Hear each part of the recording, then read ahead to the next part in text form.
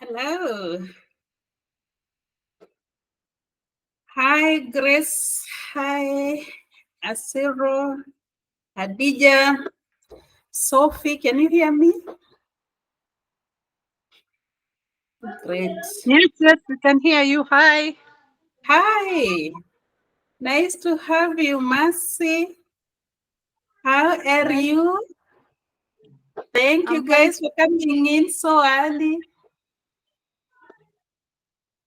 Thank you. Welcome. Yeah, so we are going to be waiting for some more people. We are expecting around 130 people, but I know it's not always that everybody comes. So whoever we get is whoever we go on with. But welcome. Feel free. As we start, I would like to share my screen so that I can give you a small activity that I would like you to start doing as we wait for the others.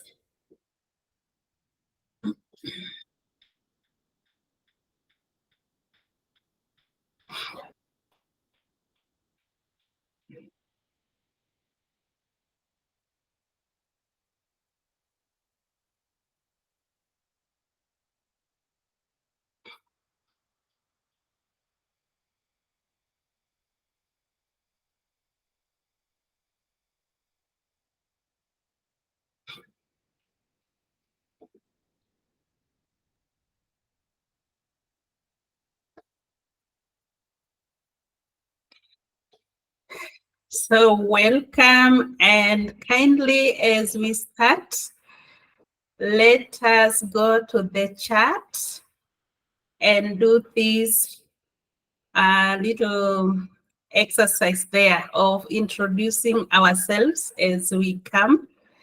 Just a small introduction of who you are, your name, what you do, and where you're joining us from. That we see who are coming from the farthest place.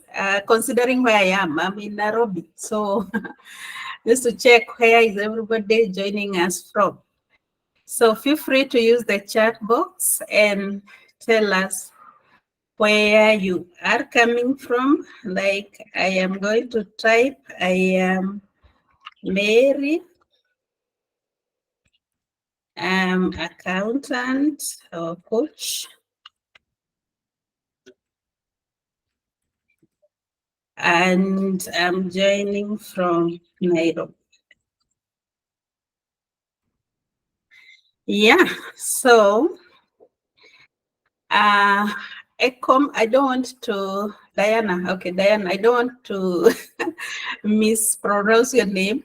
Diana, advocate of the High Court from Kenya, Nairobi. Good, welcome. Hadija, operations from Nairobi.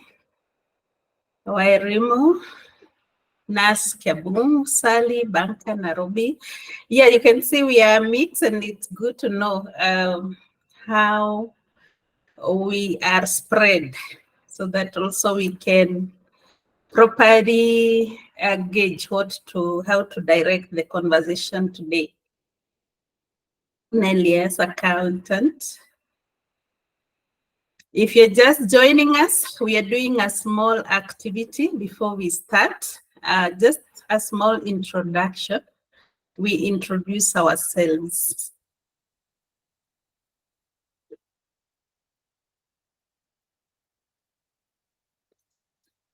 Sophie Nelias, accountant from Nairobi.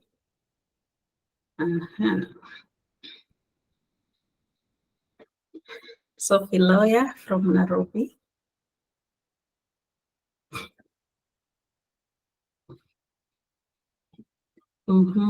Martha, finance. From where, Martha? Where are you joining us from? But Martha, I know Martha. Actually, she'll be my co-host for today. So welcome, Martha. I just wanted you to introduce yourself because the others might not know you. Rebecca, finance from Kiambu. Rebecca, welcome. I know Rebecca, she's my former student in my coaching sessions. I'm Mayeye Mtendicherry from Nairobi, nurse from Nairobi, office administrator from Eldoret, and Susan.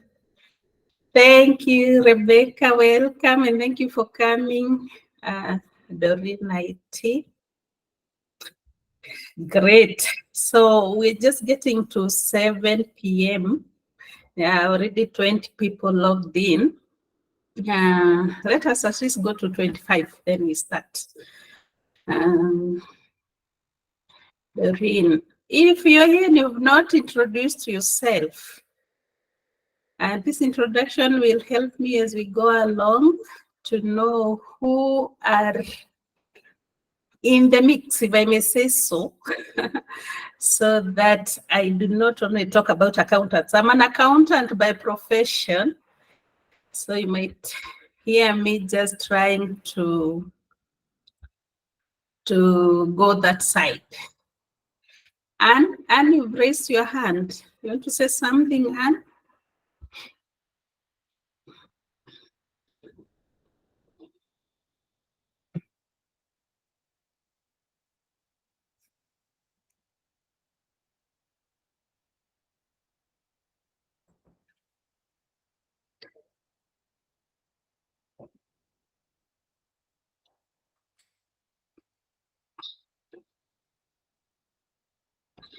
Okay, so I think we're going to start. First of all, welcome. And thank you very much for hitting this call to join me today so that we can navigate our midlife career crisis. We are all in this together. So it is about us talking and seeing whether we can come out with something that can help all of us. Let me ask you to really be prepared to participate. There will be a lot that I would like us to talk. I want to hear from you. I am never a know-it-all. I learn from my students. I learn from my audience. I learn from everybody I interact with. So do not hold back. If you want to share something, you're very welcome. And I would like to hear from you. Also, in our window, the one for Google Drive, Google Meet, there are some icons there. And there's an icon with a smiley face. It's called a reactions button, which you can use anytime to either show me support. If there's something I've said and you identify with it, you can clap, you can say hi, you can do some celebrations. Yeah, there's somebody who already did a clap. Anything that you want, you can use that button. And then there is the one for raising your hand. If you want to say something, please raise your hand and I'll be able to see and help you to answer the question. Okay, I've seen a hand. Rebecca, do you want to say something? Or you were just testing?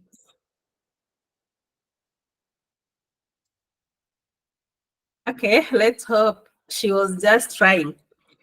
And then there is another thing I want to introduce today. I do not do it this way other times, but there are some 3 icons there. It's like a small triangle, a small square, and a small circle. I hope everybody can see that button there. Yeah, can everybody see that button? And then in there is a place for Q&A. Q&A. So kindly, if you have a question as we go along, I would request you to go there and raise your question. And I am going to be able to answer as we go along.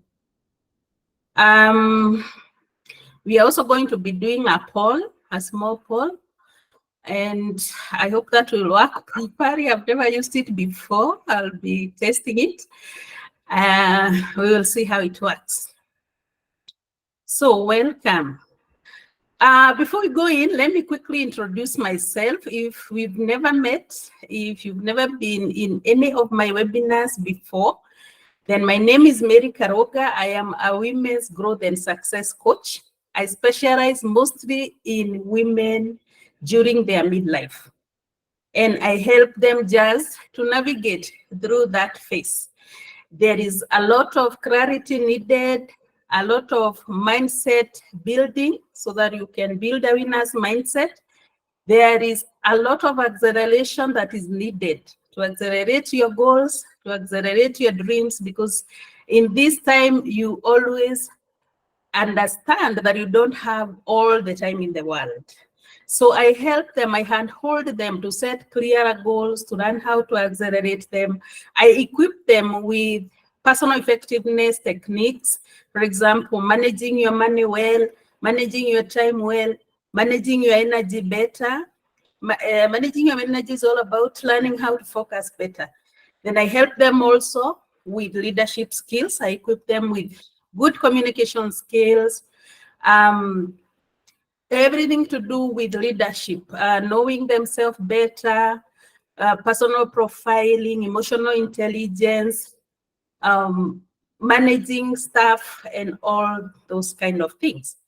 So today we are here to learn about a topic that is so dear to my heart: navigating midlife career crisis.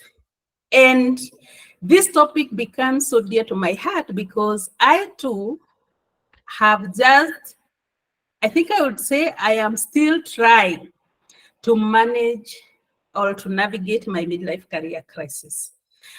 Just to give you a little background, a few years back, I think from around 2018 to around 2020, I find myself in a situation in my life where I am doing well. I could say career-wise, I've gotten the best job I could have hoped for. I have grown in that job to a management level. At the same time, I couldn't say I'm paid badly. I think that was the best salary I had ever received at that time. And then at the same time, if I look at my personal life, I'm achieving my goals. I've built a house, I've bought my first car, I finished education, and I had all reasons to be happy. But when all this is happening, around 2018, something happens in my life. I got sick. I was diagnosed with a life-threatening disease. And that changed everything in an instant, especially the way I thought about my life and the way I felt about where I was in life. To my surprise, everything I had gotten, material things, all of them stopped making sense. It is like I started life afresh. The first thing that happened to me was a lot of confusion. What is happening? What do I want with my life? Do I quit my job? Do I retain it? Do I start a business? Do I not? Do I leave my husband? Even that came into the question. Do I change my relationships, or what is it? Something was bothering me and I couldn't find what it was. Thankfully, during all that commotion, I find a coach for myself. And I asked him, what is this? Have you ever encountered somebody who's going through this? And he said, yes. He told me, Mary, what you're going through is called a midlife crisis. That takes me aback because I wonder, what do you mean? Midlife crisis at my age? I was only around 38, 37 there. How? That is too early. I thought midlife starts from 45 and above. But he tells me, no, midlife is not an age that you get to. It is just a place you get to in life. A place where you have to separate your childhood with your adulthood. And there are some changes. It is a transition phase. There are some changes that must take place there. And when you don't understand what you are supposed to be changing, that is why you end up feeling the way you are feeling. And when I realized that, then I asked him, then how do I go about it? And he gave me several strategies of how I could go get myself from where I was to another level. I have been practicing these things for the past, I think, 5 years or so, and I can attest that they are working in my life. I feel a bit more fulfilled, more hopeful. I'm okay with where I am now. I am doing the best I can, and I'm not complaining. And so today I decided to come and share just a little bit, because there is a lot to share on this topic, but just a little bit on what is it that you can do, what is it that I've done for myself to start navigating this phase of my life. And so I'm going to be talking about that today. So listen carefully, and you're welcome to participate in always. If you're just joining us, I was saying, feel free to participate in all ways possible. I want to hear your questions. I want to hear your feedback. You can stop me at any time and give a reflection if you want to. Those people who reflect most are the people who get home with something. So it is not just about coming and being here. It is also about participation. And I will ask you, if you can manage, depending on where you are, you try to get a place where you can just sit quietly and just forget everything and say, I just want to learn today. I just want to achieve something that will change my life. So I will try my best to give you the best, but you also have to participate. So thank you very much. Now we can try my poll. You let us see how it will go. So just want to ask a small question. First of all, are you currently, so you'll tell me option 1, employed, option 2, self-employed, option 3, maybe we can say jobless, just to see. Response appear without names. Launch.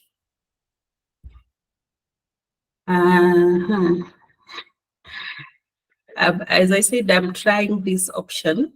So have you seen something changed in your, yeah, I've seen some votes. Great. Please vote so that we can know who we have in the room. This will be just a very judgment-free area, a very safe space for us to express ourselves. There won't be, you are jobless and so maybe you have nothing to contribute, or I am employed or I'm self-employed. You know, we are all equal at this point, including me, your coach. We are all equal. We just want to find the best. Yeah, you can also vote in the chat if you cannot see the poll. I have 14 votes and we are about 39 people. So please vote, please vote. 5 more seconds.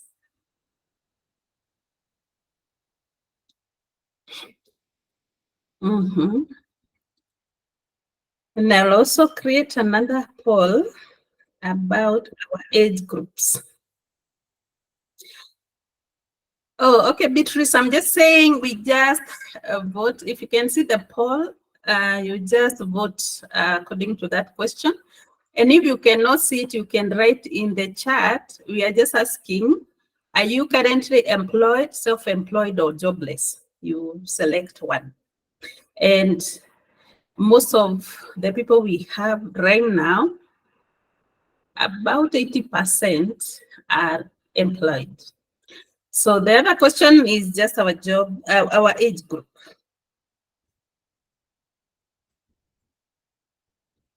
Let's say below 30, 31 to 40, 41 to 50, above.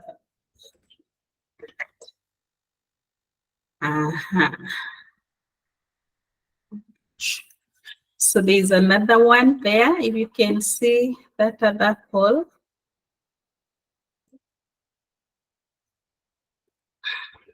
Let's see how distributed we are age-wise.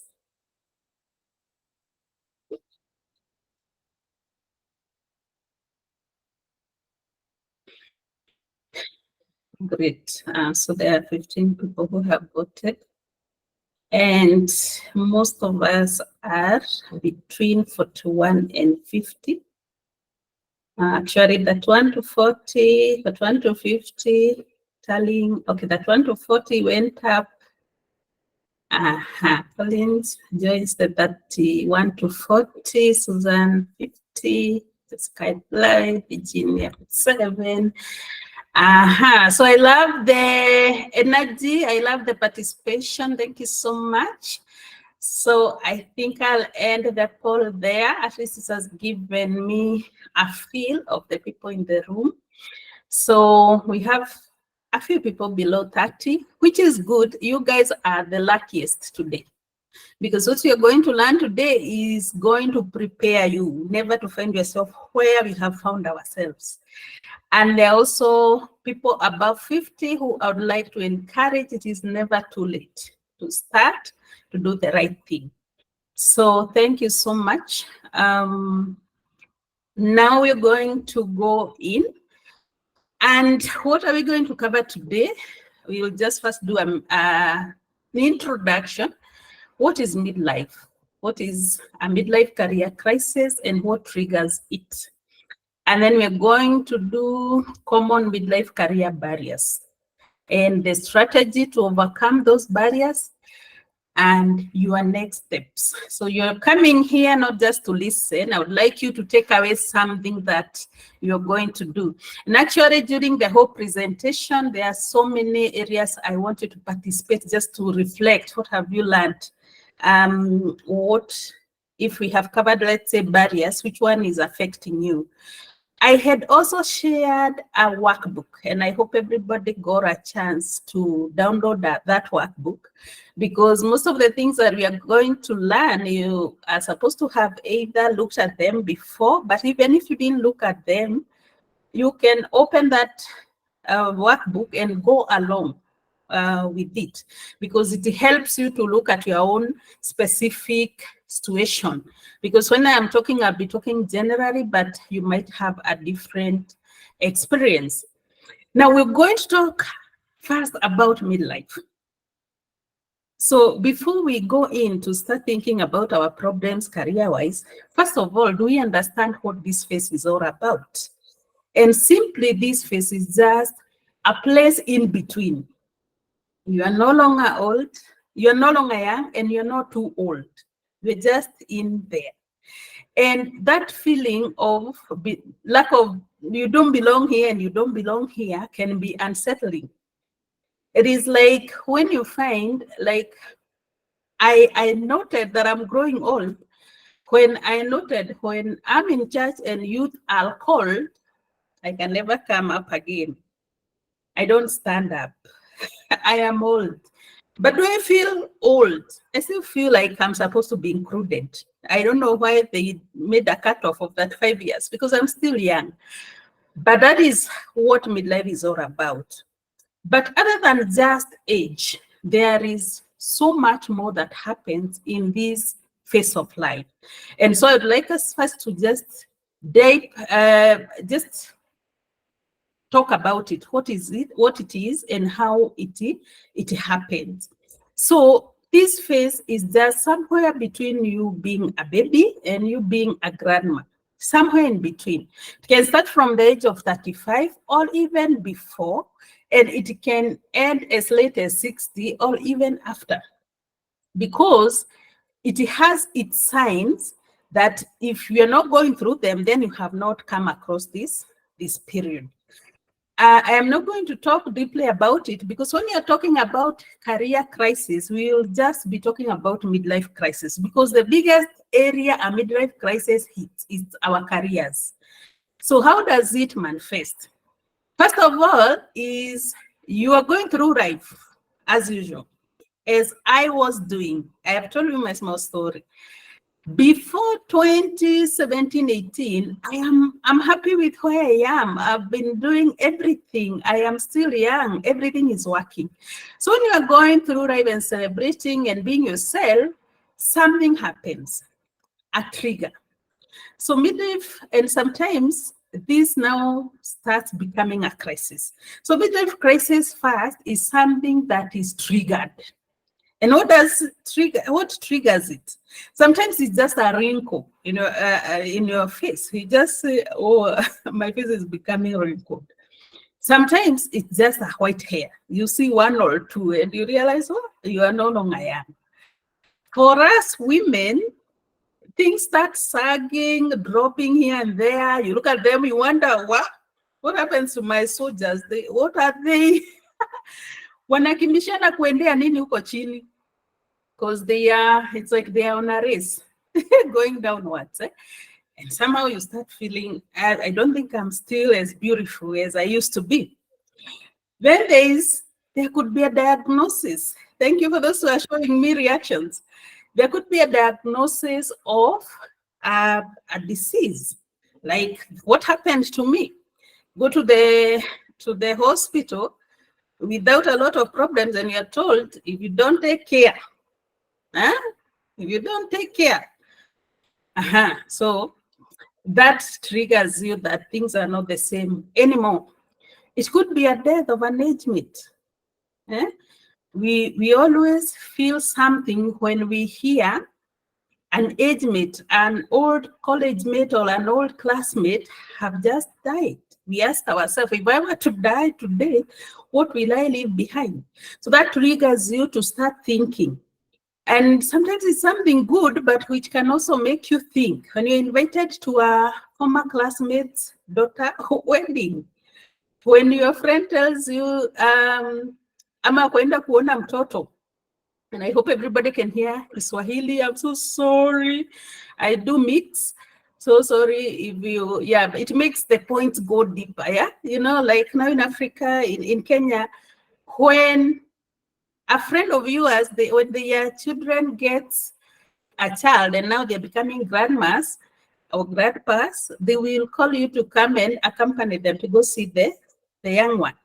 So when you get the first one, something goes in your head and tells you, wow, we are no longer young. If so and so has become a shosho, that means in association, I'm also a shosho. And it will trigger those thinking.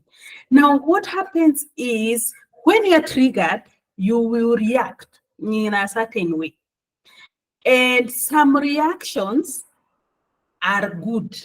You just take some deep breaths, you reevaluate yourself, you make a plan, and you start moving towards that goal. But in most cases, we go deep into a deep of, first of all, a certain kind of a turmoil, some fear, some denial. Am I really growing old? You start denying that. And it may lead you to resign in life. Resignation is where you say, oh, I don't care. Whatever happens, happen. Or explosion. Explosion now, it's where you see most of the midlife that we have studied somewhere, it is depicted as a very ugly stage where you see maybe older women are doing things that they could have done when they were younger, or men are buying cars and things like those. And we think midlife is only about that. It's not only about that. Even us, even when we are so good, we are not going to clubs, we are not dating younger men, we are not buying cars and all those things, we can still be having a midlife crisis, because sometimes it is just a journey on the inside, journeying inside. And then you realize there are some choices in life that you made, you may need to change. There are some things that are not working. So explosion is that time when somebody is doing uncontrollable things. Those people now going partying, you never used to drink, now you are drinking and things like those. But it happens that somewhere along the way, you will start realizing yourself and want you, if this does not come too soon. Your session in midlife, this deep, can stay as long as 10 years or as long as few months. This kind of training that we are doing today is very, very important, so that it can raise your awareness that this happens and could be happening, so that you start strategizing how to come out of it. Because there are people who live in this deep for very long, then and all do things that change their life forever, the course of their lives forever. So what happens for some of us is that slowly by slowly, you will make a resolution to live a better life, to change the way things are, to start making changes in your life. And that is when you have accepted that it's okay, I'm growing old, it is okay, things are not the way they used to be, but I can do better with my life. And that is where success is. So I don't know where you think you are in that stage, in those three stages. Before we go on, maybe we can engage a little bit. Where do you feel like you are in these three stages? Have you been triggered, first of all? Have you been triggered? Has anyone been triggered? We are in the chat box. Anyone been triggered?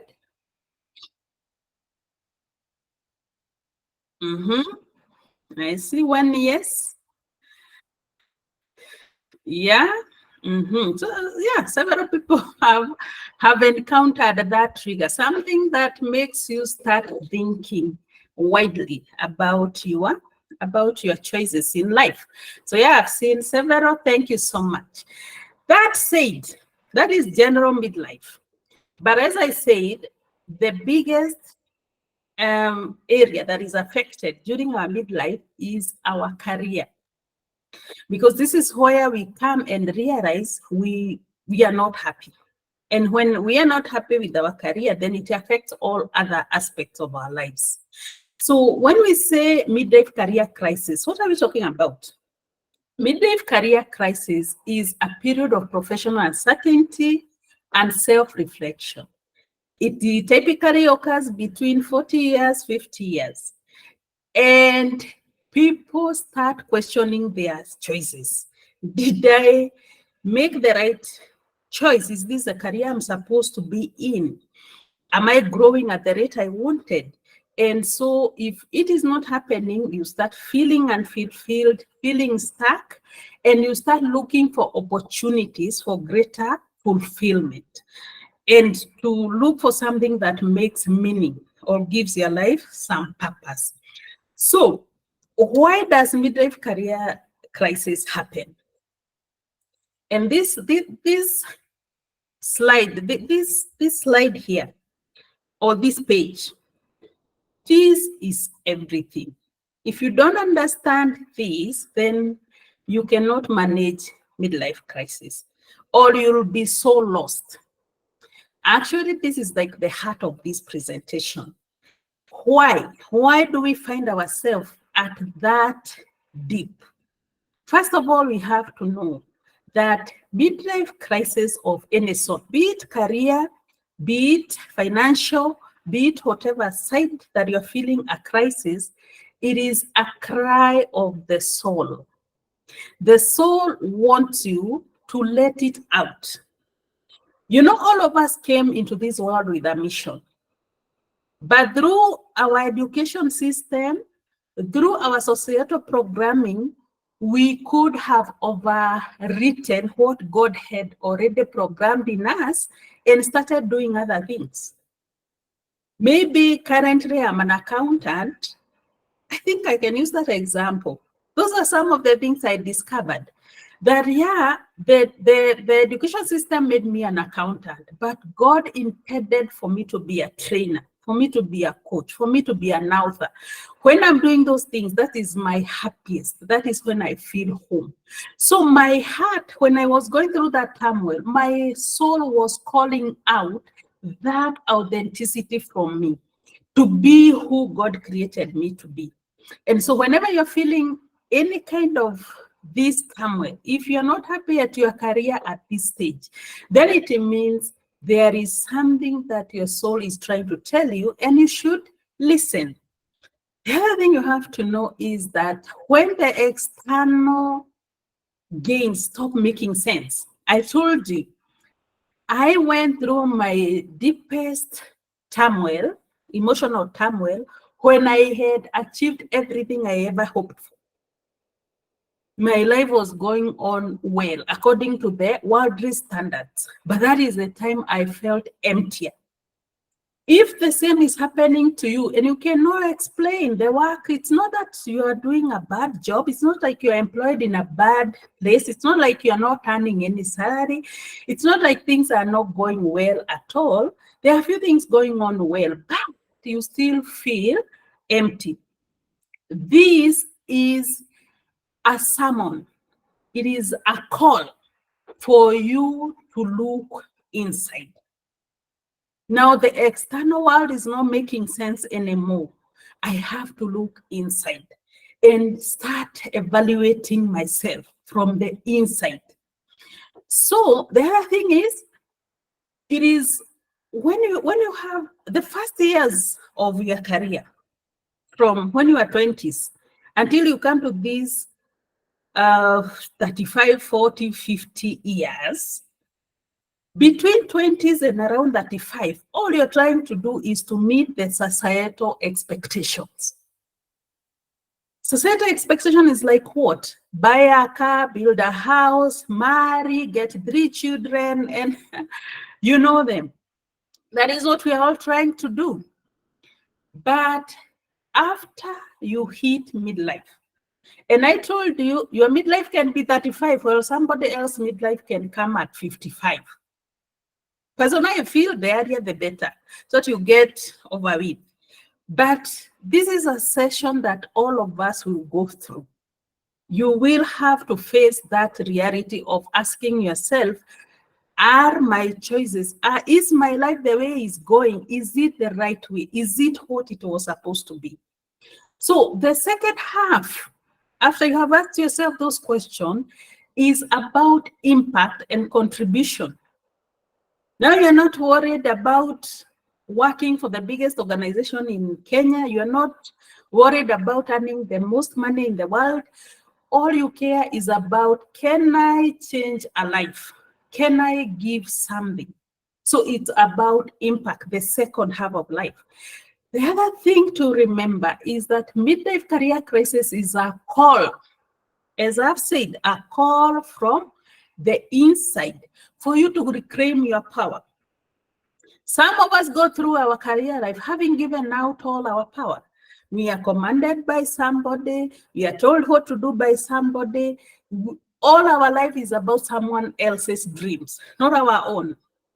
But when you encounter this crisis, what is happening is that you are being called out to be yourself, to know your true identity, to renew your dreams, to reignite your spark. You know the way we used to be when we were in 20s and we are all on fire. When you got that first job, how you loved the job, how you did it with all your might, but now you have dwindled down. This call is trying to ask you to come and reignite your spark. The other thing that is happening is that you're trying to unleash the real you. And one thing that my coach showed me that really changed my life and that I've really witnessed to date is when he told me, Mary, Do you know there is a version of you that you have never met? And I want you to ask you the same question. Let me see the people I have here. Doreen, Virginia, Susan, Molly, Grace, Collins. Do you know there is a version of yourself that you have never met?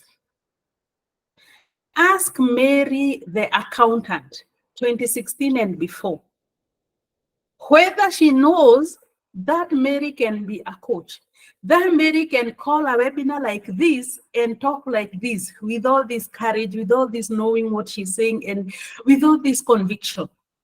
That 2015 Mary will refuse. She will say, no, I cannot do that. It's not me. That is not in me.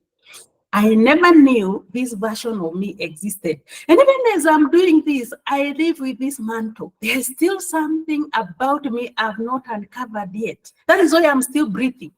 There's still more and more and more to come. So as we go along this talk, ask yourself, do you know there is a version of yourself you've never met yet? And you can be shocked when you find it. Then the other thing is that in this phase of our life, we are being called to repay our debts. I've put that in red because it's also very, very important.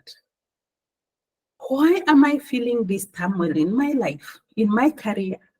It is because for the past 15, 20 years, you have just been taking. You only think about you. Can they pay me more money? Can I buy this? Can I invest in this? It's all about you. Now it is your time to give back. And I put this in red because whenever I'm talking to women my age, and you ask them, what is it that you really truly want? The biggest or the most common answer is, I want to make an impact. I want to give back. I don't know whether that is the same thing you feel today, that you want to give back. That is all that this phase is all about. It is a call for you to stop taking. You cannot take until you go. You have to, at some point, stop and start giving back. Now you have the salary. I noticed there are some people who don't have a job, and I'm sorry, and I know you're going to get a job soon. But as long as you're in these years, even when you get a job, and I hope you feel it from the inside, that it is time for me to look for opportunities to impact, to change life, to give back. I cannot just take it. And giving back, there are so many ways. I won't go deep into it. I show people, those who come to my programs, I show them how exactly to learn, how to start giving back. What can you do with your purpose, with your passion and all that? Then finally is that when these calls come, it whispers in your ears. The reason you are having a midlife crisis, career crisis, is because there is a small voice that keeps on asking you, is this it? And it keeps on telling you, this is not it. This is not it. This is not it. And the more you grow, it keeps on amplifying. It starts shouting, this is not it. This is not it. And if you're not careful at that time, you can even wake up one day and just quit your job because you are feeling this is not it. Thanks you to those who are giving me some reactions. This is not it. So I don't know whether you are going through that, a feeling that, is this it? So let us quickly go through the triggers. Now that we know what that phase is all about, that was the why. Why does it happen?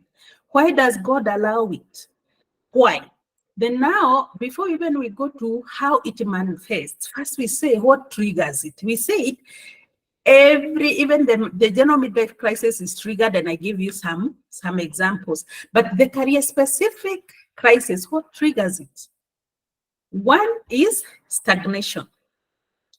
Stagnation is when you have been in one place for a very long time, probably over 5 years, 10 years, and you are not growing. You're not seeing where you are headed. That's that finding out and realization that I am stagnant is one of the things that start triggering a crisis. And this crisis, do not get me wrong, it is not like what crisis do we know? It's not like a war. It is like it's not like bombs, Al-Shabaab bombing Kenya and all. It is not that huge. It is just an inner turmoil, lack of fulfillment, feeling detached, feeling unhappy. What triggers those feelings? One is when you have been at the same place for a very long time and you're not seeing fruit, you're not seeing progress. What else triggers it? Unmet life goals. When you get to 40, I told you, the first half of life, we are living to fulfill societal expectations. People have expectations about what we should be doing with our lives, what we should have attained by then. So you come to around this age and you find you have not achieved it yet. And that will make you feel the need, feel like you want some answers. You want to do things differently. Mary Ann, do you want to ask a question or something? Mary Ann, you have your hand up.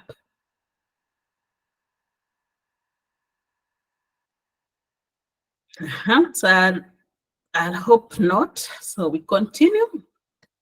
The other thing that will trigger a midlife career crisis is life transitions. Life transitions. Things that just happen and you need to change. For example, you are married, you are now divorced. Now you have more time on your hands. You have bigger dreams. You can even relocate if you want. And that will make you start questioning your career choice and trying to do different things. There is also something called empty nesting. Your children has just left. They have matured. They have now gone to colleges. Some are getting married. And for that reason, you don't see the need to hold on to that secretary job or receptionist job. Now you can even go and start your own thing. So life transition will trigger that feeling of wanting to change. I talked about the desire to impact. You want to contribute more. The other one is increased financial responsibilities. At this age, at around 40, I believe most of you can agree with me that this is the time where we are even taking care of our parents, especially in our country where there are no pension schemes, and the ones that were there, our parents didn't participate in. Then you become the pension for your parents, the pension scheme for your parents. And sometimes you find also maybe you have relatives who are not well up, and so it is you again. We call it black tax. Everybody is waiting for you. Increased financial responsibility. If you have gotten a seat somewhere, maybe in your society, you are now the chair lady of this, the chairman of this, you are now maybe the treasurer or something, they expect you to give back. So there is more financial responsibilities as you grow old. Job loss. If you just lose a job, there are some people who are here just because they don't have a job and they are wondering what next for me.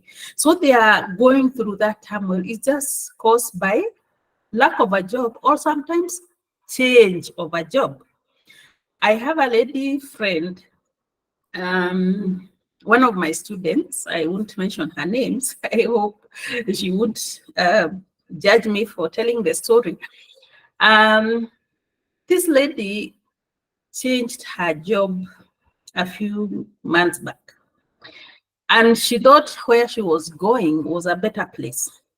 But just 3 months inside the role, she realizes it is just like coming from a frying pan to the fire.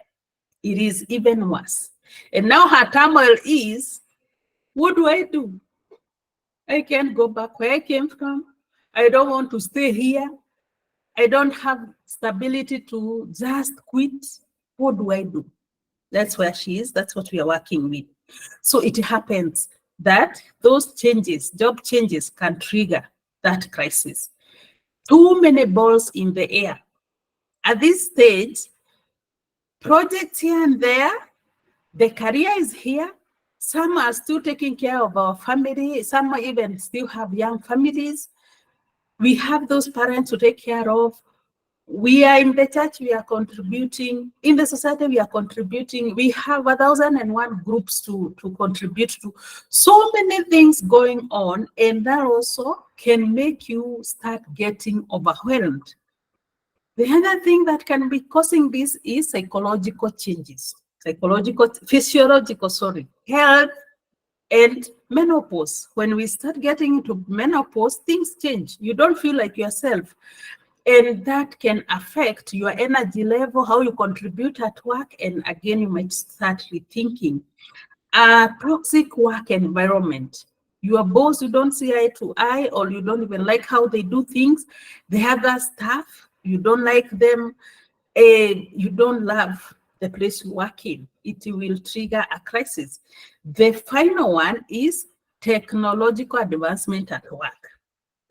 Just for example, where I currently work, for the past like 6-7 years, after every 2 years, there is a new system coming up, a new system. And with every change of the system, 2 or 3 people are retrenched, are made redundant, because the system can do all that they used to do. So you come from a team that used to be like 15 people, now you have shrunk to around 5. And even as we talk, we are going through another technological advancement. I don't know whether we'll go to 2 or what. But that, don't you think that affects me, affects the people we work with? You don't know whether tomorrow it will kick you out. All these AI and all these things that are happening. So those are the triggers. Now I have a question for you. As you look at them like that, please, in a second or 2, I'd like to know which one of these is currently affecting you. Have you been triggered? We said yes. What is triggering you? Have you identified something here that is triggering you? In the chat, quick, and we have to go. Yeah, there's career stagnation. Career stagnation.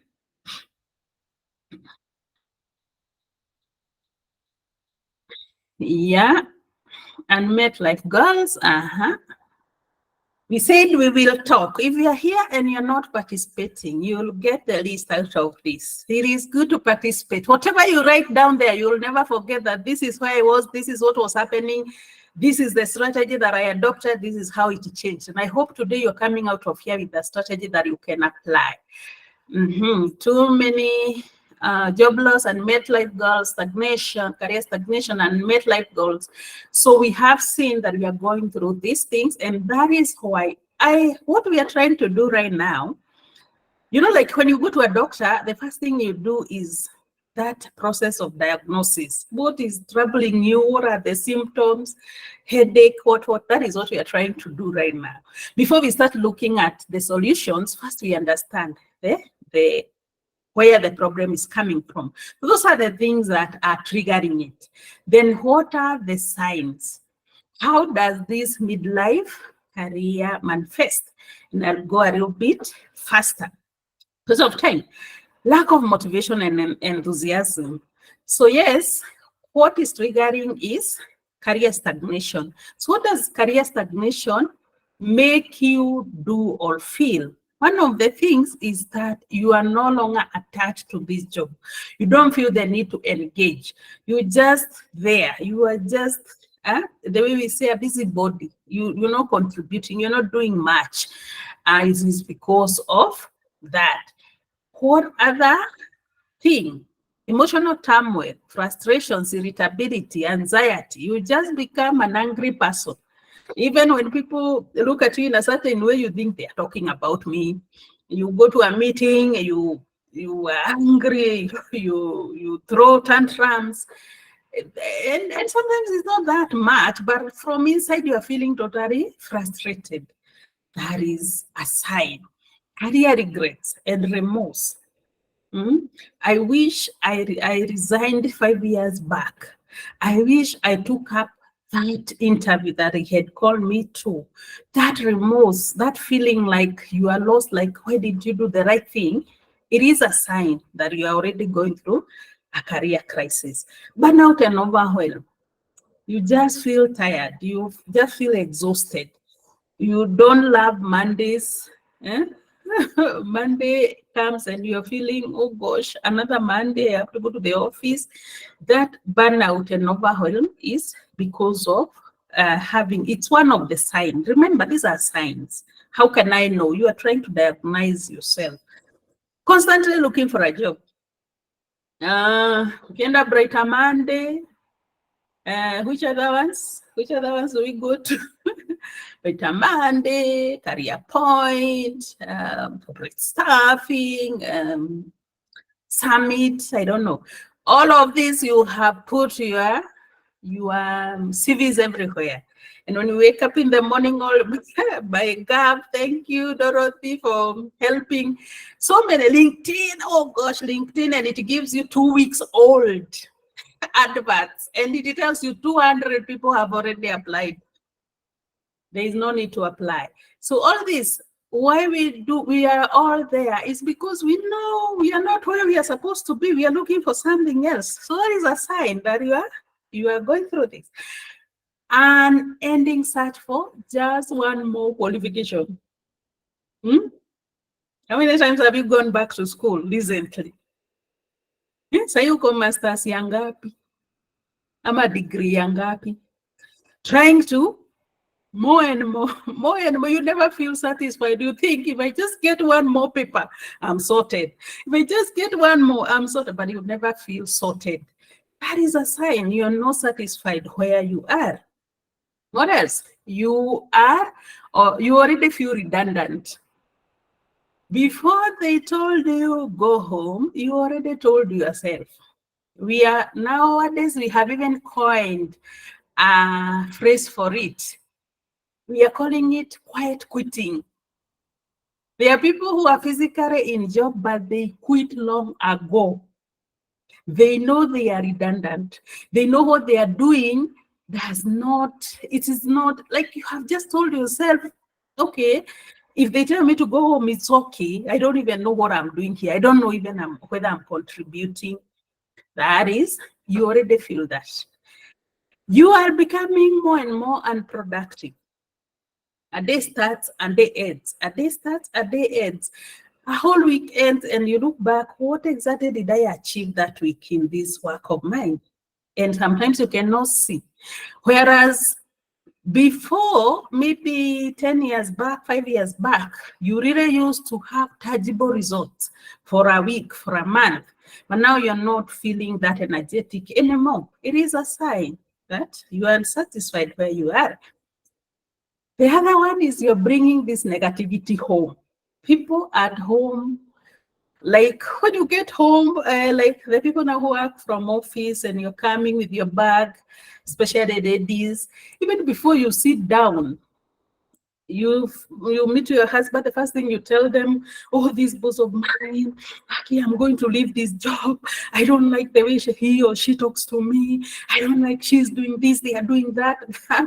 You're bringing that negativity home. Sometimes you're even being irritated, even by other people. Sometimes you see like they are the cause. Wasn't it for this family? You are not saying, even if you're not saying, even if it wasn't it for this family and all these responsibilities, I could quit that job yesterday. So you're bringing that negativity, that negative energy home. And finally is feeling disconnected and disengaged at work and life in general. If you're feeling like you want to isolate yourself, when they call for office parties, you look for excuses not to go. And I say it, me too. It is not only you, me too. I am there. Sometimes I don't want to go to those parties. I don't want that disengagement. You don't like your colleagues anymore. You don't feel that enthusiasm. Sorry, you don't feel that energy. It is a sign.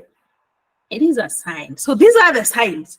And I will ask you the same question. Out of these 10 points, which one do you think is you are seeing? Which one are you seeing in your life? Sorry, mostly.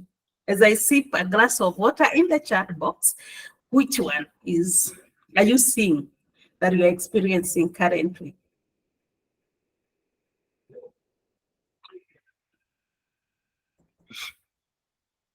Number 6, number 4, but not overwhelmed, 9 and 10. Oh, you're bringing negativity home even.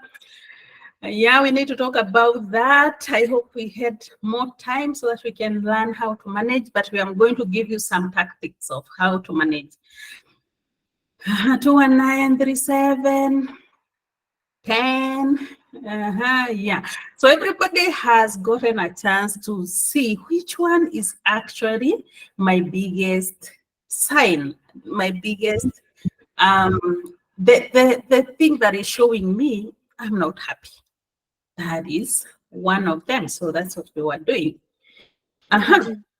Now we will quickly rush to barriers. Barriers is it does mute somebody. I'm unable to mute. Okay. Yes, mute. Great. Common barriers to midlife career crisis. Now, career success. Now, you know you're in a crisis. Why haven't you gotten out? And actually, I know it is not just today you learned. These symptoms, these signs, these triggers have been there for a while. Why are you still there? What is preventing you from making that move? Let us look at them. Still in diagnostic mode. What is holding me back? 1, fear. Fear of failure, uncertainty about tomorrow, embarrassment. You wonder, what if I leave, I look for another job and then I don't make the same money and my friends are laughing at me? What if I cannot take care of my family again? Fear of being judged. What will people say if I leave this big company?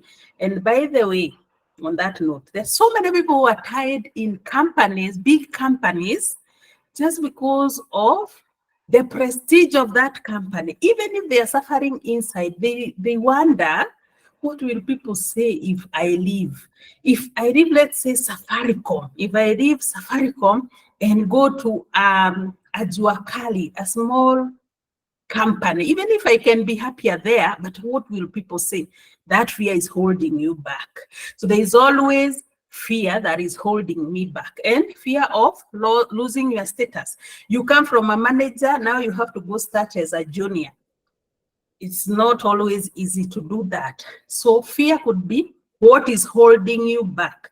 When you know it, it is very, very key to know it, because when you know it, now you can slay the dragon. You can never slay a dragon that you have never met, that you don't know. Now you know. Fear could be holding you back. Imposter syndrome. We keep on hearing this word. Probably you never know how it manifests. In most cases, it is just self-doubt. You do not trust yourself. You do not show up. You'd rather hide. You'd rather not be seen than be seen. You self-sabotage. Even when people are praising you and your achievement, you're the first to remind them, but this is just this time. I don't even know how I did it. That is not me. You are playing small. It is that what we call imposter syndrome. I'm feeling inadequate of success. It is like Lydia here, or Jennifer here, or Hadija, or Marianne. Those are the ones who are more qualified to get that position. They are the ones who have the skills that are needed. I don't have anything. That is all you're calling imposter syndrome. And perfectionism. You want, until you have every paper in that field, you cannot make a career move. You cannot apply for a new position until you go to PhD.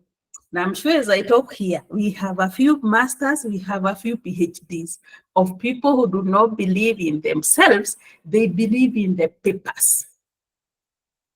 And those papers, hata mimi, I have them in my house, just gathering dust. They are not doing anything for me. It is because of feeling small and feeling inadequate that I need more papers, I need more this, I need 10 years of experience before I can do this. That's what we call imposter syndrome. It can hold you back forever if you don't learn how to face it. Age and gender biases. Age and gender biases. Because I am a woman, I cannot do it. Because I am too old. And I'm saying some of this, sometimes it's self-inflicted. No one told you you are old. You have just decided you are. There is a new position in your department. They require somebody who will be able to travel, maybe within the country or outside the country. And then you rule yourself out. You say, that one, let us leave to work in a Jennifer. They are young, and me, I'm too old. That is all I'm saying. You write yourself off. But also, there is you being written off by the society. You see, the society perceives we, especially women, as the weak gender. We are perceived as the weak gender. So there are some jobs, there are some like leadership roles, they are always left to men, to masculine nature. We seem like we cannot be able to handle, like now becoming a CEO of a multinational. That one is better left to a man. So there is also the societal biasness against gender, against age.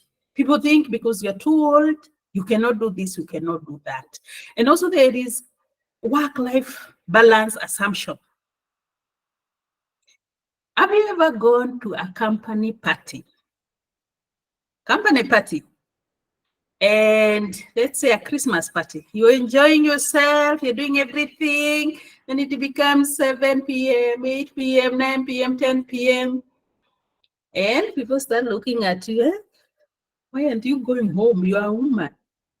You have children. You have what? So that also work-life balance issues, it affects women more. And that is another reason why you may not proceed in your career. Finances trap. You don't have enough income. You have not built up a safety net for yourself. You also have so many debts. How can you make a career move? How can you afford to take risks when there are all these responsibilities?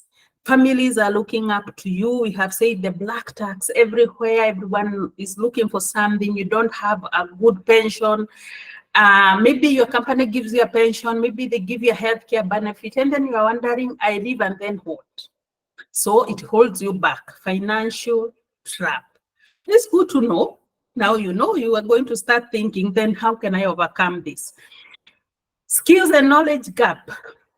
Feeling like you don't have what it takes. Probably you genuinely have incomplete studies. You didn't go through college, you didn't finish everything. Probably you have gone through, but you keep on thinking there is one more paper needed, there is one more skill needed. And sometimes it is good to be realistic when evaluating your skills gap. Sometimes there is a real genuine skills gap. So you need to improve it. It is an obstacle. I've not been making a move because I don't feel fully qualified. Then do something about it. Great. Finally, lack of mentorship. This one, I've realized we have some gentlemen in the call, and you're very welcome, my dear brothers.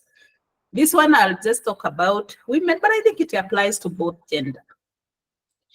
But in most cases, women who are rising, sometimes they don't find role models to learn from. Because you can only learn from another man, from a man. And now, and I'm not saying that is bad, but I'm just saying it will lack some aspects. You see, this man will still be expecting you, hata saa zile mko kwa mentorship program or class, they will still be expecting you to fulfill your work-life balance issues. So it is not what you like. You like somebody who understands you, understands where you are, understands what you're going through, somebody who can share with all your problems and they can relate. So sometimes lack of mentorship, again, is inhibiting our rate of career growth. Great. So that is the first part. Before we go to the second part, we will take a small break. And just the way we have been taking them, just for you to share, I would like one or two people to just unmute themselves and just share. What have you learned so far? If you were to close there and go, what have you learned? What is one thing you have realized about yourself? Because this was self-discovery up to that far. We have not done solutions. We have just diagnosed the problem. Who would like to share something as I sip some water? Sally, you go. Let me open Q. I see how many. Thank you, Mary, for your wonderful presentation. For me, what I would like to share the triggers. It's hitting home, the triggers. So I'm yet to reflect. Thank you. Great. Anyone else want to share? Dorothy? Okay, for me, I've learned a lot. I really didn't know that about midlife crisis. I didn't know what midlife crisis was.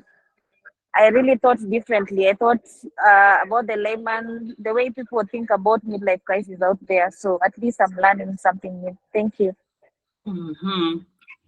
Great. That person, if we get one. Who do we have? Mercy. Yeah, thank you, Mary. And I thought I was losing my mind before I realized that I'm actually going through the midlife crisis. So the triggers and how it manifests is really a great eye opener for me. And it has given me great insights into what is going on in my life. At some point, I was really worried. I thought, I am losing my mind. But really, thank you. Yeah. I was there too. I thought I was mad. Actually, I kind of started really feeling guilty. You're feeling guilty about yourself. You feel like you are so selfish. Like, how can I be still unhappy? There are people who don't have a job at all. There are people who don't have this. Why am I still unhappy? You can even start judging yourself. But you're not mad. You're not crazy. You're not a bad person. It is a call from within. Unless we answer that, this is not going anywhere. This feeling, this unsettlement, this disengagement, this wanting to hide is not going anywhere. Do you have another person to share before we continue? Eye-opening for me, I'm beginning to, and remember, we have not finished. So this is just a small break so that we reflect. Now we are going to go. Josephine, before we continue. For me, so far, I just realized what I've been ailing from, because I thought I'm going through depression. I've looked through whatever you've described and I tick every one of them. And at some point, I've written in the chat that I would get to the office in the morning and my body would literally ache. And when I step out at 5, just after the gate, I'm alive, I am well, I am okay. So thank you for the eye-opening. Thank you for this presentation, because now I think I'm in the right direction to know the solution to what I'm feeling. Thank you. Thank you, Josephine. Very deep reflection. And that is true. This emotional turmoil sometimes manifests physically. You just feel even that extreme exhaustion. You are tired. Every time you go to work, you know the way we say there are some people who are wametufika hapa. You see them and you feel like it is literal. It can happen. But we are not bad people. We are not. We just are going through a phase of our lives, and we just need to learn how to manage it. That is why we call this session navigating. Remember, it is like an ocean. There are some dark corners. There are some areas that we have never seen. There are some things we don't know. So it's about navigating, trying to look, what is aching me? What is disturbing me? What should I do? And there is a journey we need to go through. And today I'll just highlight a few things that we can do. But I will really encourage you, if you can, you look for a guide. Somebody.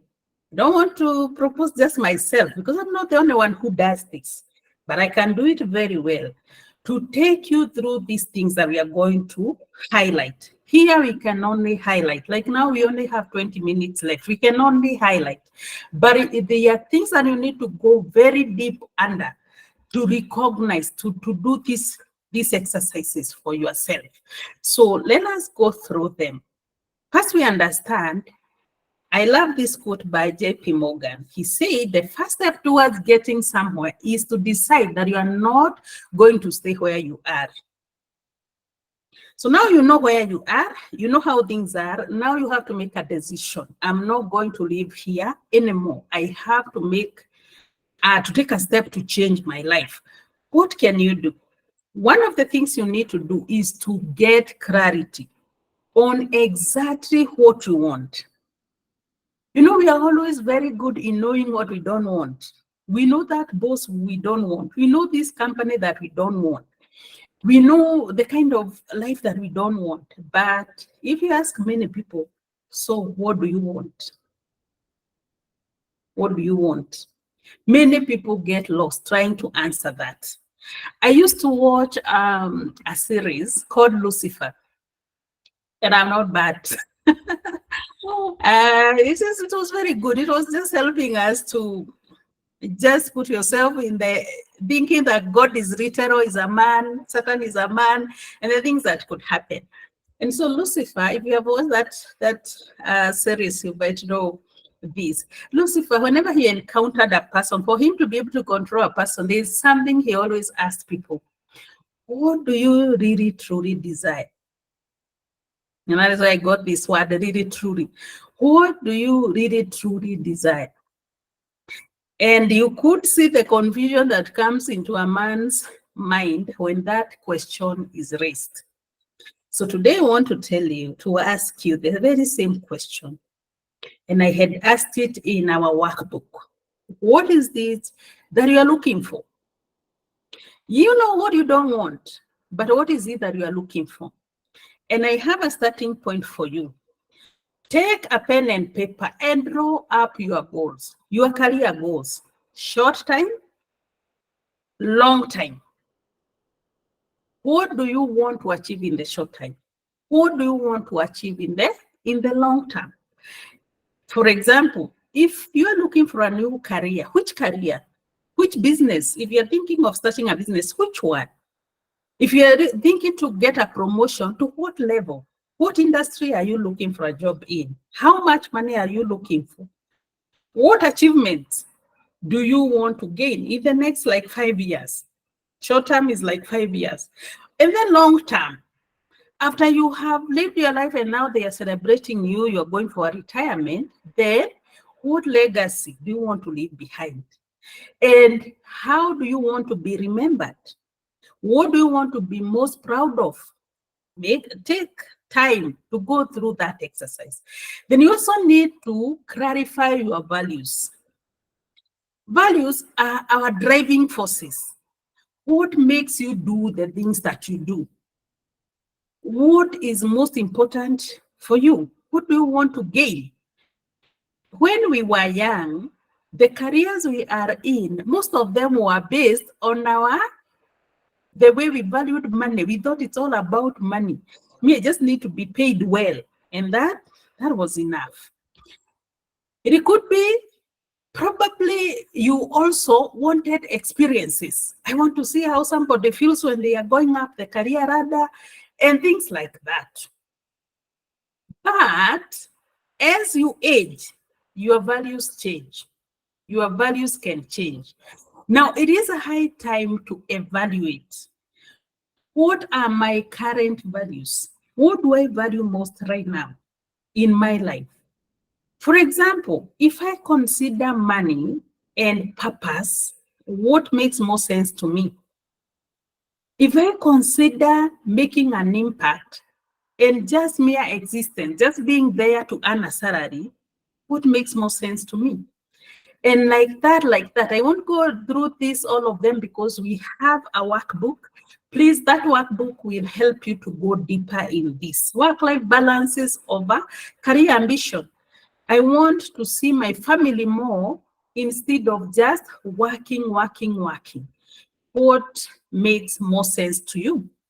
That clarity will help you to strategize, to know what to say no to. Actually, if you're taking notes, I forgot to write that. When it's very, very key. Your values determine what you say yes to and what you say no to. It is just like me. So now when I've gone through this turmoil and I've gone up the ladder, the career ladder, I've reached somewhere, and then I go through this coaching and I realize I have bigger things in me than just a finance career. There are some things that started changing. For example, when they now call for a new position, maybe a higher position than I am, in the beginning, I used to apply for all positions. I used to be hungry for more. But now, I'd rather remain where I am and pursue my passion. I know what to say yes to, what to say no to. If I were to leave my job, I know for sure I'm not looking for another job. I want to grow my passion. So even you need that clarity of what matters to you most right now. Then you have to take stock of your talents, skills, and strengths. This is your toolbox.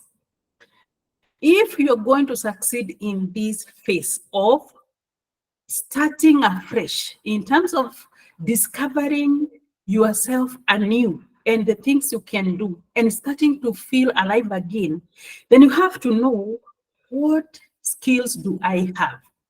And the aim will be, how can I repurpose them? How can I repurpose them so that I can start maybe even making some income from what I've already gained? I saw nurses, I saw lawyers, I saw we have accountants.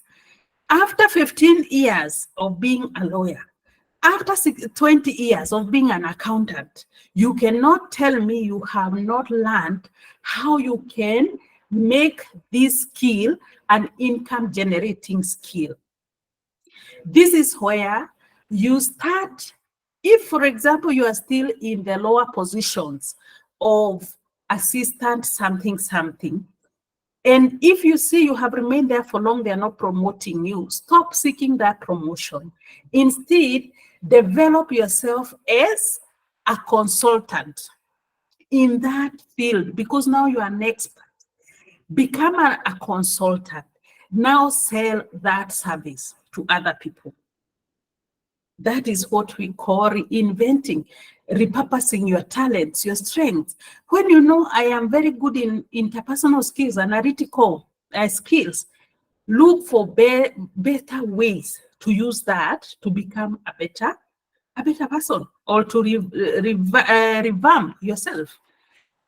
The other one is, another strategy is invest in yourself.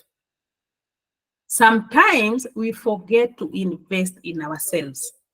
We think because I have 3 children I'm taking care of, my parents are sick and I have to take care of them, my siblings are like this and they are still waiting for me. You are out there taking care of everyone else and you have forgotten yourself. If this career things will change, if something will change in your life, you cannot remain where you are. You need to upgrade yourself. And how do you upgrade yourself? You need something new. You need to learn something new. We say that day when you stop learning, it is the same day you stop growing. So if you want to grow, you have to invest in yourself. And investment in yourself is the only sure bet kind of investment. The others are faced with a lot of risks. Interest rates can go up, can go down. You can invest in real estate. Then there are these problems and these problems. But whatever gets in your head, that is the only thing you can always be very, very sure that nobody can take from you. So investment in yourself is not a choice. If you want to change the situation you are in, it is a must. And I want to caution you about a few things. First of all, when I say invest in yourself, I'm not telling you to go back to school. Have I confused you? I hope not. Because we have kept going back for school-based curriculum, getting another degree, another diploma, another I don't know what, and you have them, several of them, and they are not helping you. So that is not the self-development I'm talking about, and this is a paradigm shift that we all need to make. That going back for another degree and another one and a master's and a PhD is not the solution. What then do you need to do? I want you to specialize. And when you specialize, when you look at a specific area where you want to become the best, seek other ways of learning. The best right now is self-education. Courses. There are so many areas in this internet where you can learn. Nowadays, you can learn everything. There are full university courses or whatever in bits, in a way that you can consume and understand in the internet. So don't give, I'm talking to people above 40 or 40 and above. So if you're 20s, I saw there are some people in 20s, please go back for your master's and what and PhD if you like. But I feel pity when I see my age mate who is still at a very lower level career-wise, and instead of investing in things that can give them returns, they are paying for another and another and another course in the university. Things that are not specialized. Things that you have to go for 2 years, it's a total waste of time because they took you to biology, to business, to do things that you don't need. Nowadays, you have to identify, this is what I need, and just develop that. If you don't know how to do that, please talk to me. I'll show you how I did it for myself, how I've been doing it for myself, and how you should do it for yourself. So it's not about learning, just going back to school. It's about repurposing. What exactly do I need right now? For example, if you are ever thinking about, let's say, setting up a side hustle, then instead of going back to a degree, come on, any accountant, you're like an accountant like me, instead of going back to MBA, start learning how to set up. Just even go to Google and just write that one, how to set up a side hustle from scratch, how to get a new business idea, how to things like those. That's what I'm talking about. How to market a new business, how to grow my startup. Those are the things I'm talking about. So I'm not sending you back to school because we have been brainwashed to think the more papers, the better. Of course, a certain level of papers is okay. It is okay. But there is a place you reach, you realize an additional paper is not doing you any good. Angalia too. Just look in your company. You might be working with somebody, you have just a diploma, they have a master's, and you're earning the same salary. So it is not about the papers, it is about specialization. And that is why I'm saying, for example, if we in a hospital, you can see there are doctors we call GPs, general practitioners. Then there are people who have specialized in some area, maybe like a cardiologist. When you go to hospital, when you're seeing a GP, how much do you pay? When you are seeing a cardiologist, how much do you pay? That is to tell you that specialization pays better. So whatever field you are in, I would like you to identify an area that is able to pay you well and do more of that. Stop just going for broad education. The other thing, spice up your life with passion and purpose. Spice up your life with passion and purpose. One thing I did then, when I was telling you, that time I was in turmoil, what my coach helped me to do was to realize my passion and my purpose. I came to understand I have these gifts of training, of coaching, of ABCD. And that really spiced up my life. Even that boring profession stops being boring, because now you're not doing it as if it is the only thing in life. You are mixing it with other things. So passion plus purpose is where your success lies, not in many papers, not in many things. The other thing is build your networks. Build your networks. The big question is, sometimes we think the question is, who do you know? You have been saying that nowadays is about who do you know. But let me tell you, the biggest issue is actually who knows you. Who knows you? In that organization of yours, at the top level, who knows you? Do they even know that you exist? Because, for example, we can say we all know, let's say we all know our MPs or somebody like Ruto. We all know Ruto. So it's not about who do you know. In the government, I even know the president. Sometimes maybe even we met them and we said hi to them. But do they know me? When they're making considerations, can they consider me? That matters most. So I want you to start becoming visible, raising your visibility. Let them know you exist. Let them know what you can do. Call them for a cup of coffee. Get to know each other. Your bosses, your senior managers, your friends who you used to school with who are doing better than you, look for people who can grow you. And also evaluate who you have kept close to you. I'm saying your inner circle, it always contributes to your growth, because you remain an average. Somebody said, Jim Rohn said, you remain an average of 5 people that you spend most of your time with. So that being the case, then you have to make sure that people you are keeping close to you, they are helping you to grow. They are taking you to another level. And you also need an accountability partner. Like now we have talked, you have learned new things, you would like to implement them. But I can assure you tomorrow, life will come back to normal.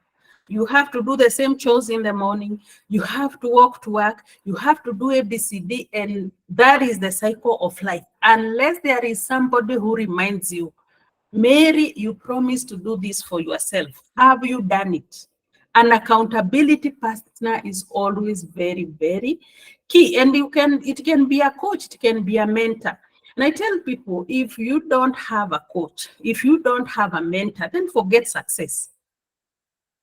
If we look at the footballers, the athletes, the people that we see doing games and everything, all of them have a coach. Why do you think that is the case? Why do you think every one of them have a coach? Because we all need some guideline. And a coach, sometimes you can find even that athlete, they are Coach is not somebody who is good in, maybe he doesn't even run, but he can guide this person, take these steps and these steps and these steps. Very, very important. Finally, before you think I quit, carefully plan your exit. Do not wake up one day and say, I quit. Of course, that is what we all want to do, but that is not realistic. And people who do that end up regretting. There are a few things you need to check. Number one, where am I going after this? Do you have a solid base to fall to? Or you're just living because you feel agitated? Where are you going next? Number two, the place you are going, is it any better than where you are? Have you checked? Or you're like that friend of mine I told you, and now regretting, I wish I stayed where I was. This is even worse. You have to research carefully before you tender that resignation letter. Then you also have to manage your money. We need some emergency kitty. If you don't have one, I challenge you to start building one. And you start today, as early as yesterday. What you think about when you're thinking about an emergency kitty is, if my job was to end, what are the bills and the expenses I have to take care of every month? How much? And when you have seen those ones, now forget saving, because you won't be able to save when you don't have a job. Just, what do I need to survive? And put it in a list, in a paper, and see how much. And then try to multiply that by 6.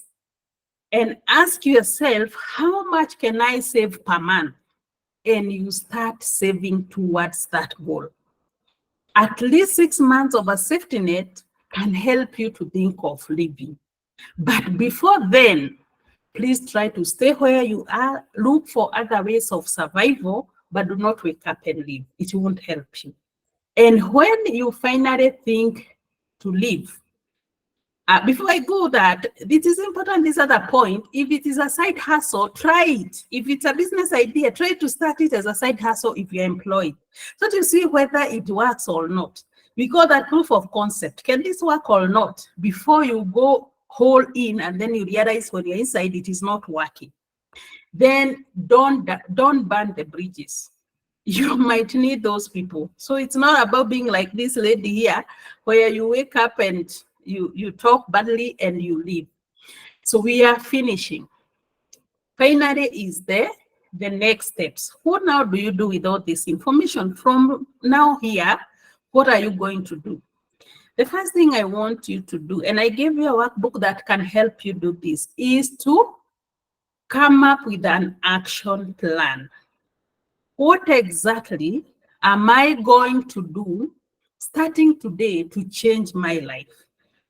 Try to think of exact actions that you are going to take. Then set deadlines for each action. We always say a goal without a deadline is just a wish. It is not a goal. You are not going to achieve it. A goal without a deadline is just a wish. Then determine how you will measure. Peter Drucker told us, whatever gets measured gets achieved.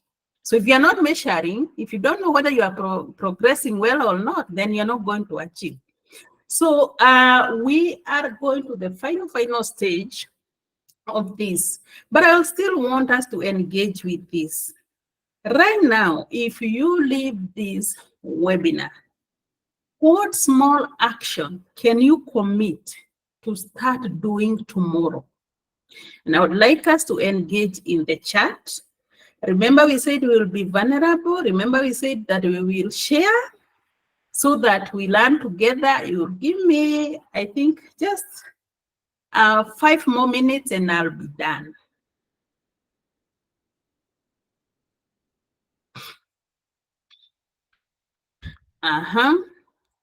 Amaye, I've seen your question.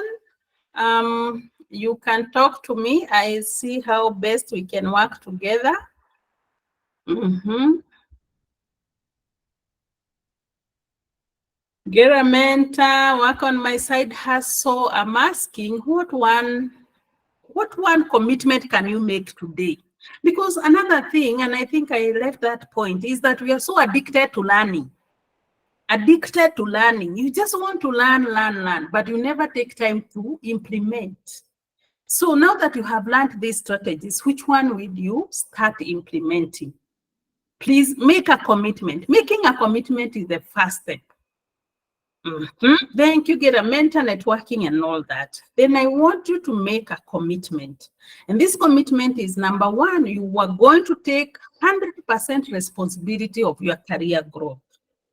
If it will change, it is 100% upon you. You also need to commit to start now. You do not have the luxury of time. If you are my age, slightly above me, the people I saw, we are in our 50s, late 40s, or even late 30s. Please, we do not have time. Think about how long it will take for you to establish a rewarding business. Give it 3, 4, 5 years. And then if you need to learn some things before then, if you need to build up, like now, let me tell you, the funny thing of trying to build up your that emergency kitty. If you do that calculation, you will find a figure. Then you divide that figure by maybe 36 months, which is 3 years. And you will see how impossible it is to save that per month. So you will add another 3 years, you get to 6 years. Still, it looks impossible to save that amount of money every month. So if you don't start today, when will you ever get all those years to build that safety net? Then you have to stop waiting. No one is coming to rescue you. As much as I love you, I will not be able to live my life to come and help you, and no one will, including your beloved parents, including your children. This is your responsibility. Going to the next step in your career is just your responsibility. So please make sure you take up the responsibility. Finally, and this is where I come in, and this is why I always put this as the last slide. You may not be able to do this alone. I told you are not a bad person. It is not that you are lazy. It is not that you are crazy or anything. It is just that you do not know better. Your knowledge, your skills, and everything has brought you to this point. Then you need a different eye, a different input to take you to the next level. So it's a high time to think of talking to somebody who can help, who knows the way, who has gone through what you are going through, somebody who can guide you through the journey. And as I said, that is where I come in. I am willing to help, and I would like to offer you an opportunity to grow, to change, to discuss, to evaluate yourself. So what I'm going to do, when we are here, I am going to offer you an opportunity to go to my calendar right now and book a consultation call. My consultation calls goes not for 30, but 45 minutes, so that we can have a discussion that can help you. So I'm putting that link in the chat. And when you go there, I'll be free for you tomorrow. Tomorrow I'm not doing anything. I'm hoping the 51 people who are here, they had gone up to 60, and also the others who have registered who are waiting for a recording. I am hoping you really want to grow. You really want to go to the next level. And you cannot go to the next level without any action. And if you want to know what exactly you can do, I'll offer myself so that we talk, we evaluate, we see where you are, we see what we can do. So I am welcoming you to go to my calendar and book. As we are talking here, you go there, that is the link, you go there and book a free consultation call. Or if it's not working for any reason, but it works, you can SMS me or WhatsApp me the word free call in this number 0720 612 602. 0720 612 602. If you SMS that, I'll book you a time. I'll call you back. We plan for a time. So that is all from me. That is what I wanted to share with you. Also, you can follow me on social, and I've shared the links in your workbook. Now it is your time. 2-3 minutes. We reflect. We have come to the end of the presentation. What are your takeaways? Do you have a question? Let me go to the question and answer. I can't see any question. All questions. Anyone who wants to give some feedback?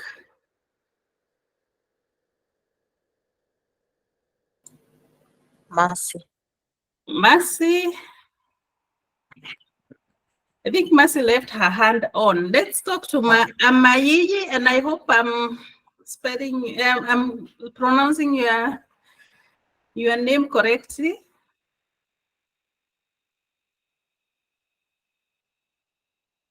Amayiyi. Yes, you pronounced it very correctly. It's Amaye Matendechere. Okay. First of all, I really appreciate for the session. One of the biggest problems I've been having is career stagnation. Just the feeling that you've been in the same role for quite some time, zero salary increments, and because there's zero negotiation about it. The moment you bring it up, it becomes a problem. So for me, I work on actually on more of a consultancy role. Actually, it's full time, but the job itself demands that I work for 2 or 3 hours a day. So mine is just to ask something. I mean, you as career coaches, what do you think about as far as you might set a specific rate of which you used to offer your services? What plans do you have in place about people who cannot be able to manage the amount of money you might require to provide either advice or guidance or coaching to help people move from where they are to the next position? Otherwise, thank you so much for sparing your time to prepare whatever you prepared for us. God bless. Thank you. Thank you so much, Amayiyi. Thank you for coming. I had tried to target women, and seeing that we have some gentlemen in the call, I really appreciate, because this knowledge applies to everybody. But I find my connection goes towards women more, but I never discriminate on gender. So thank you so much for being here. I really appreciate you for coming. Now, you have asked a very good question. How can we manage the charges? And there are a few things. Number one, there are coaches with all packages, all different types of packages, different costs and different prices.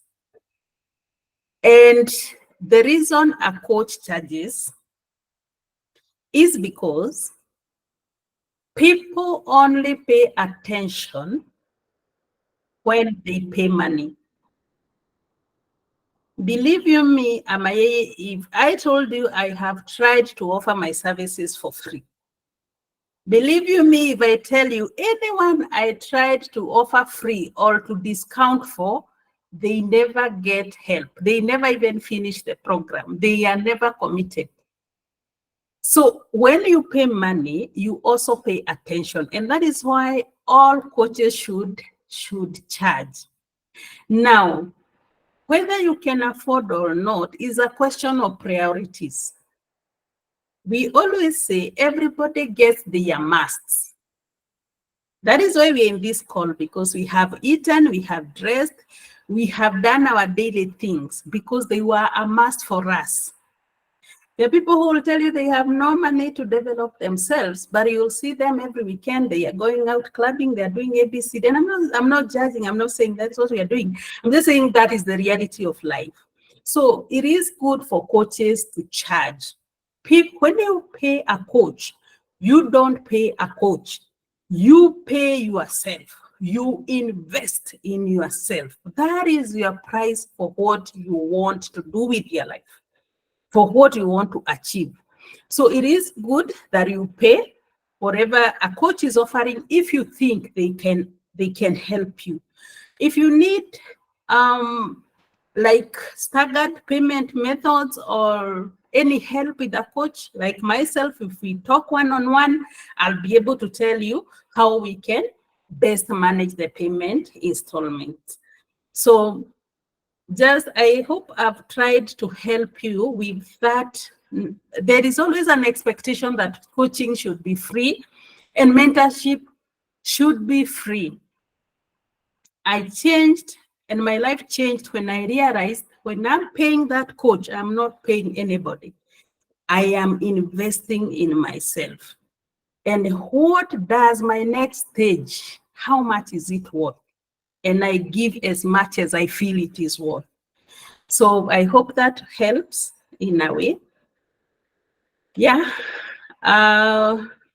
Collins, my contacts are in the chat. If you'd like further help, please contact me. I'll see how best I can help you. Thank you so much. I will. Great. Collins?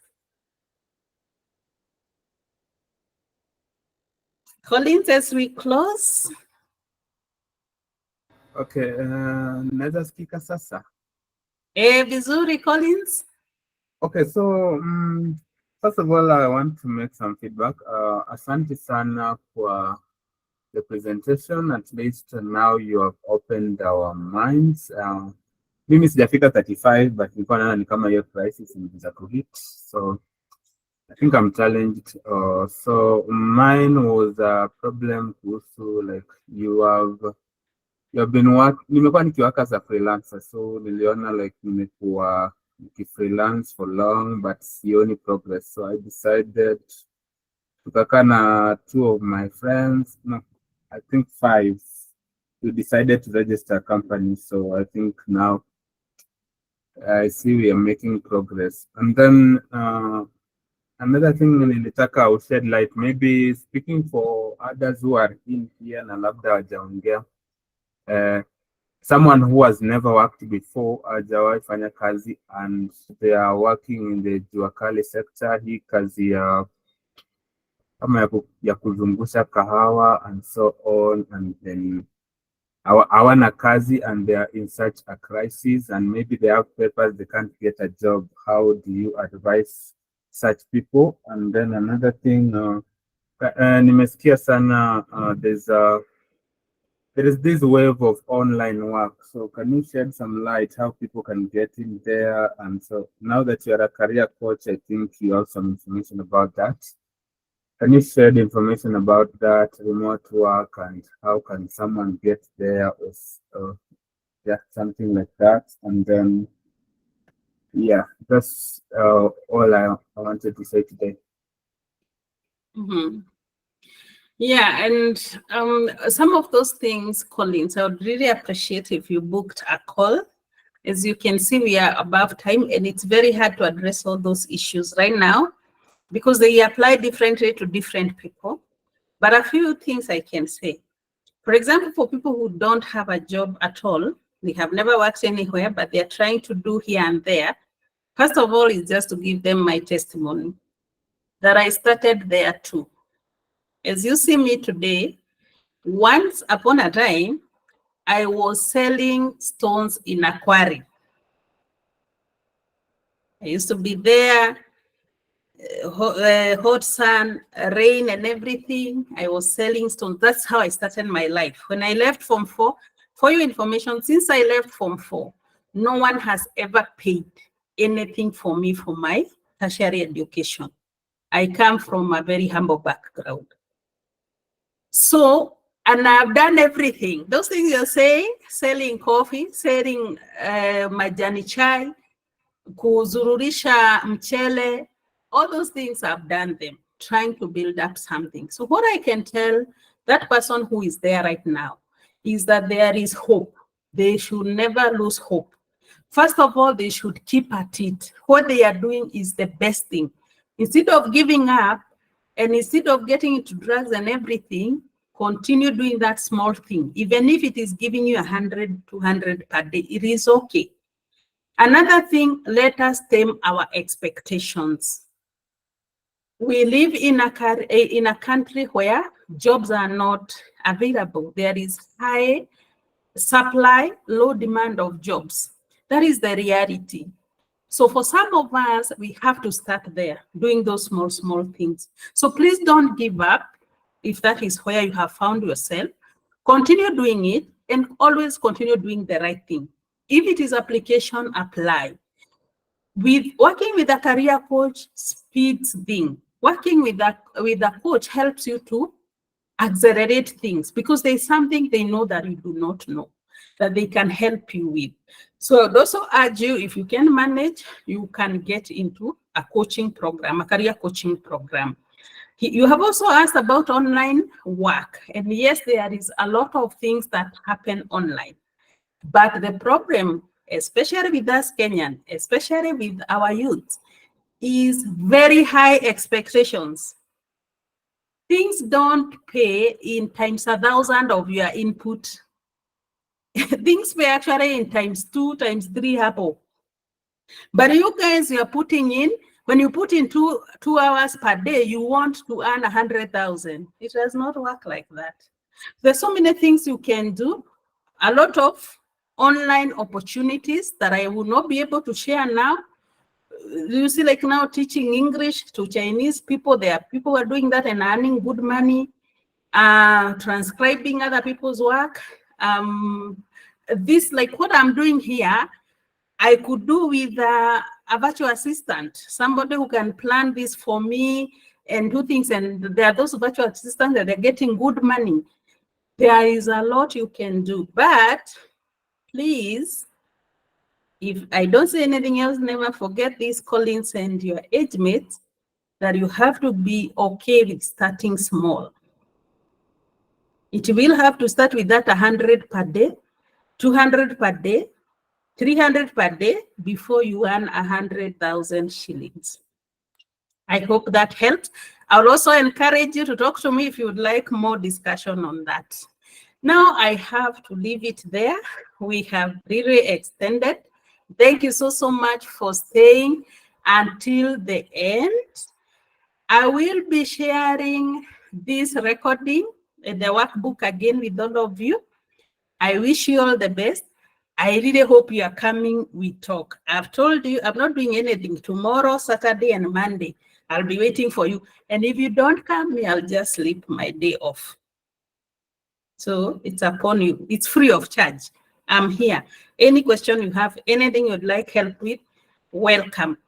Thank you so much, guys. Enjoy your night. God bless you. Bye-bye. Thank you, Mother, for the help. Everything you've done today. God bless you. Bye. Thank you. Bye-bye, Marcy. Nice to see you. Thank you. Bye. Thank you. Bye-bye. Thank you. Thank you so much. Thank you, Molly. Thank you. And thank you for participation. Great, Thank Marcy. I love you guys. God bless you. Thank you. Thank Beautiful you, Mary. night. Beautiful night. Beautiful night to all of you. Thank you very, very much. Thank you. Okay.